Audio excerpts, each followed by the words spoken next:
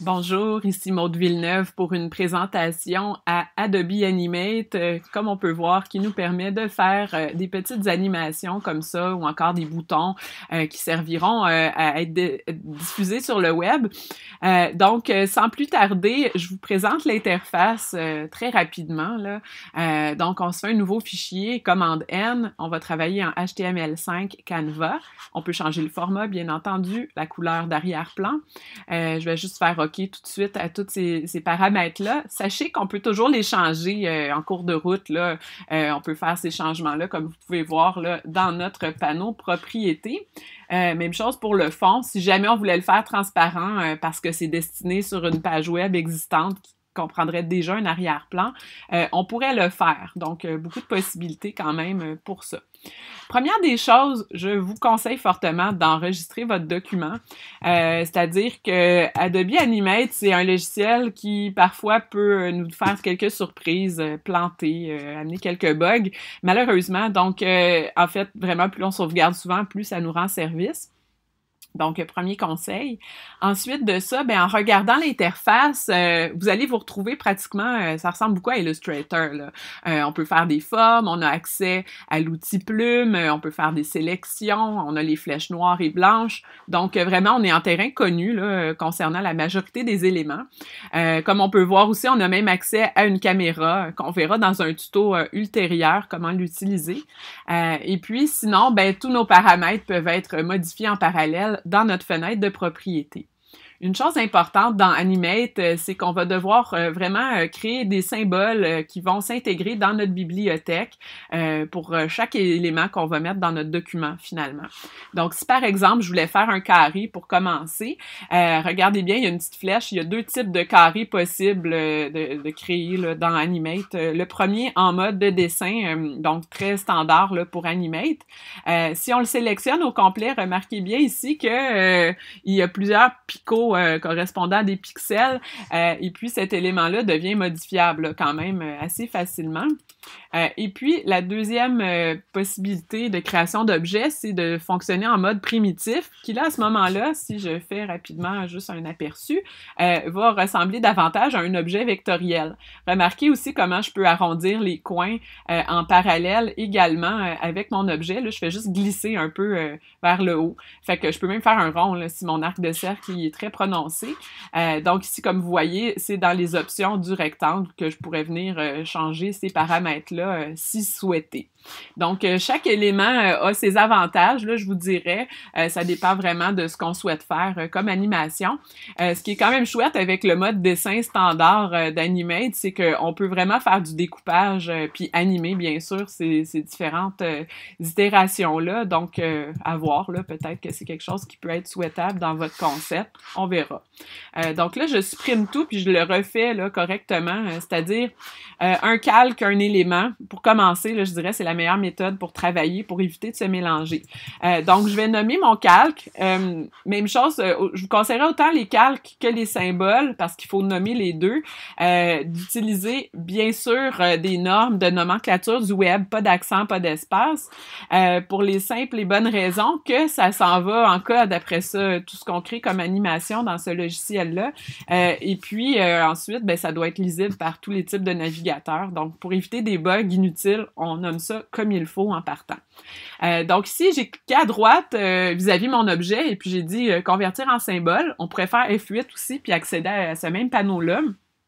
Après ça, vous allez voir qu'il y a trois types de symboles possibles. Clip, c'est comme une animation qu'on viendrait faire, qu'on va venir après ça intégrer dans notre scène, dans notre séquence. Bouton, on verra ça plus tard dans un autre tuto, très facile à faire, et graphique qui correspond finalement au type de symbole que je viens de faire, que je veux faire juste un élément que je vais animer ensuite de ça dans mon scénario. Donc, on en profite tout de suite pour voir, bien entendu, qu'est-ce qui se passe une fois que ben, l'élément est créé, il se retrouve dans ma bibliothèque, donc tout va bien pour ça. Ensuite, pour faire des petites animations simples, je vous explique comment très rapidement, là. On doit premièrement décider à peu près ça sera quoi la durée. Comme là ici à 1 seconde là, ou encore 24 frames, je pourrais décider évidemment de venir me mettre mon image clé. J'ai fait F6 ou encore on peut cliquer à droite puis faire insérer une image clé si on s'en rappelle pas. Par contre, moi je vous dirais F6 c'est quand même un petit raccourci très très utile dans Animate. Anciennement dans Flash, là, ceux qui ont appris ce logiciel-là il y a plusieurs années, on s'en servait énormément. C'est la même chose. Animate, c'est finalement un descendant de Flash pour ceux qui ont déjà entendu parler de ça.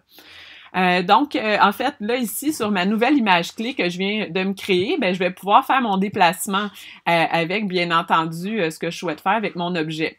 Si je me promène d'une frame à l'autre, ben, je vais voir, bien sûr, le changement d'emplacement de mon objet. Mais là, pour faire que mon animation soit, évidemment, en douceur et puis de façon transitionnelle, je vais cliquer à droite, en plein milieu de ma ligne du temps, et créer une interpolation classique. Donc ça, c'est vraiment le type d'animation de base là, que je viendrais faire dans Animate pour un déplacement de ce type-là. Comme on peut voir, en pesant sur Enter, ça me permet de jouer mon animation comme ça directement dans le logiciel.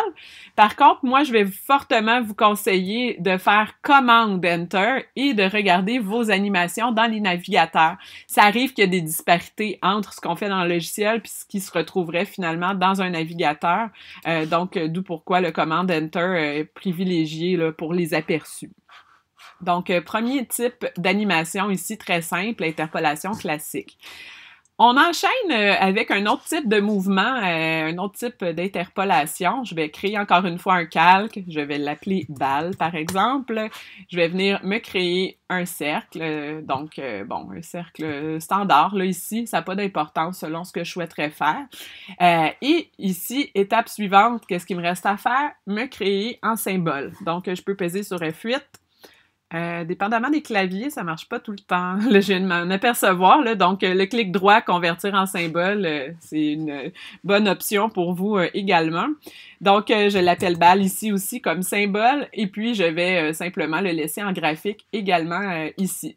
Je fais Enter. Et puis là, un autre type de mouvement qui est très chouette là, dans Animate, c'est une interpolation de mouvement.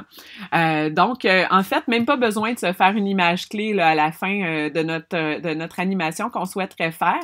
Si je voulais l'allonger, par exemple, si je voulais que ça dure plus longtemps, bien ici, j'ai deux possibilités. Soit que je pèse sur F5, F5, F5, F5, comme on voit, ma ligne du temps se rallonge, si je veux amener ça jusqu'à 2 secondes. Sinon, j'aurais pu aussi sélectionner tout ce que je voulais ajouter, puis juste faire F5, ça l'aurait rajouté sur toute la surface. Donc, les deux options, comme là, je vais le faire un peu plus loin, là, vous voyez, F5 plutôt. Les deux options se valent. Donc, après, à vous de voir laquelle vous préférez. Donc, interpolation de mouvement, je me situe simplement en plein milieu de ma ligne du temps. Je vais cliquer sur cette interpolation-là. Vous voyez ici, c'est bleu. Tantôt, on était en mauve pour l'interpolation classique.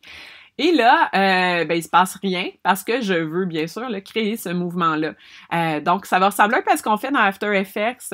On doit déplacer notre tête de lecture au moment où on veut créer finalement un segment, une trajectoire.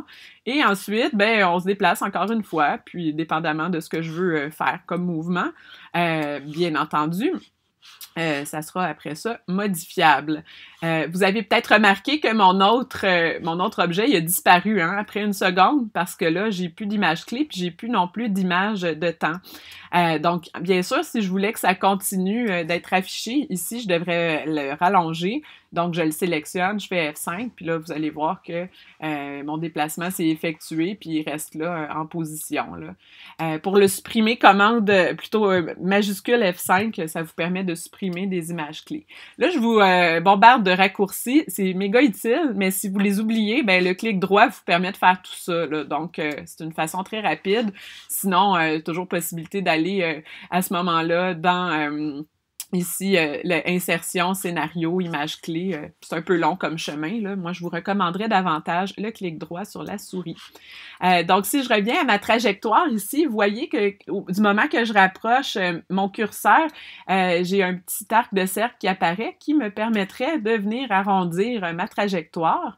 Bien sûr, ça, c'est pas super harmonieux là, comme courbe, mais notez qu'on peut aussi utiliser nos outils de dessin. Donc, la plume, si je veux ajouter, supprimer des points, ou encore le convertisseur de points d'ancrage pour vraiment venir arrondir là, mes sommets, le cas échéant, selon ce que je souhaite faire. Là, bon, on s'entend, là, je me suis pas concentrée outre mesure sur ce mouvement-là.